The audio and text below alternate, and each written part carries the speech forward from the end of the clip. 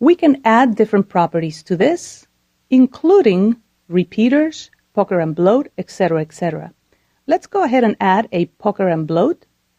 This is very similar to when we added animators for the text layers. Just click on that play button or triangle to the right of the word add and just choose one of the things here from the menu. And here we have the pucker and bloat property, which we can totally keyframe. Go ahead and click on the stopwatch, move in time, and now let's change the value to something else. Move in time and change the value again. And there you go, that's not bad.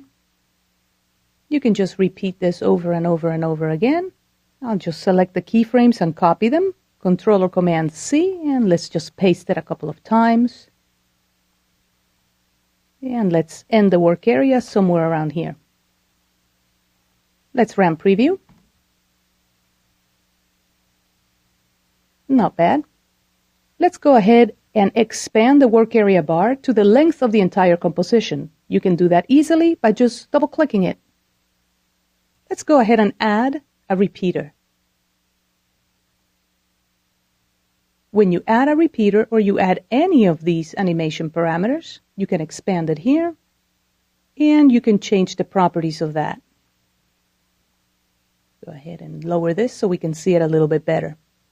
All right, let's give it 5 copies. And that's good. And now let's go ahead and animate the transform parameters of the actual repeater. Let's move the CTI all the way to the beginning and keyframe position. Right-click the word position and choose Reset. Move in time to about 1.5 seconds or so, and change the X value of position to about 128 or so. At this point, let's go ahead and RAM preview that. And as you can see, the stars are just repeating themselves. And I don't think I like the pucker and bloat anymore, so let me just click on it, select it, and delete it. And there you go. Let's go ahead and add another repeater.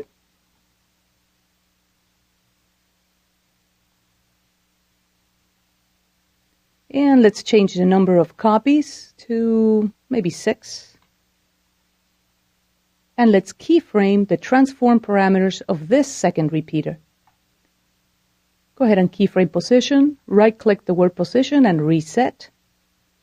Move in time to about 3 seconds or so, and this time adjust the Y value so that the flowers repeat down.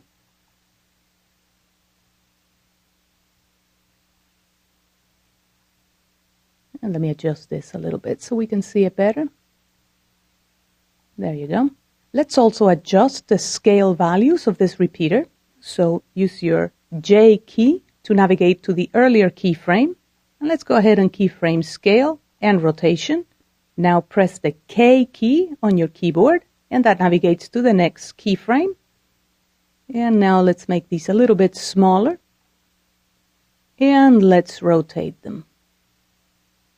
I think about yay or so. Let's go ahead and preview this. 0 on your numeric keypad.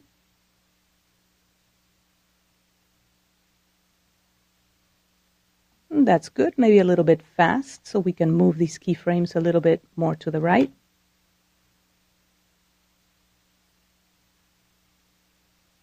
And that's better.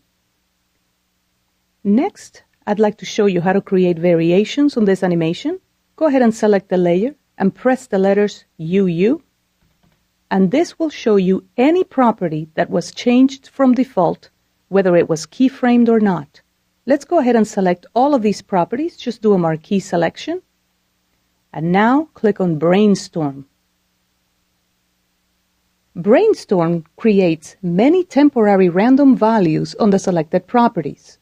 You can save or use these however you want. You can increase or decrease the value of the randomness. Let's go ahead and increase it and click on Brainstorm again. You can also choose the different examples that are given to you. You can play them, stop them, etc., etc. They should be previewing. For example, we could decide that we like this one, so we can say, okay, use it in the next brainstorm, or let's go ahead and apply it to the composition, or save it as a new composition, or even maximize it so we can see it enlarge and minimize it. Let's go ahead and choose Include in the next brainstorm, and let's click on Brainstorm again.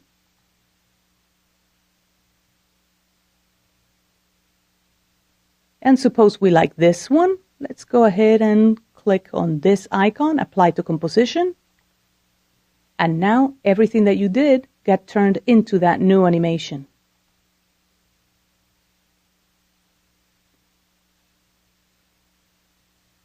Brainstorm really helps for when you need random variants on any property, not just for shape layers. As you can see, animating shape layers is one of the easiest ways to create cool backgrounds and lower thirds.